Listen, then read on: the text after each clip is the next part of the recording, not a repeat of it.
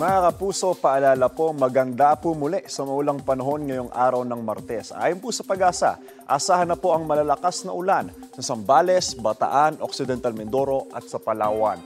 Maging alerto po sa banta ng baha o landslide. Hanging habagat ang magpapaulan sa mga nasabing lugar, maging dito po sa Metro Manila at ilang pang bahagi ng bansa. Ang habagat po ay pinalalakas ng isang bagyo na nasa labas pa ng Philippine Area of Responsibility. Paalala po mga kapuso, stay safe and stay updated. Ako po si Andrew Pertera. Know the weather before you go. Para mag-safe lagi, mga kapuso.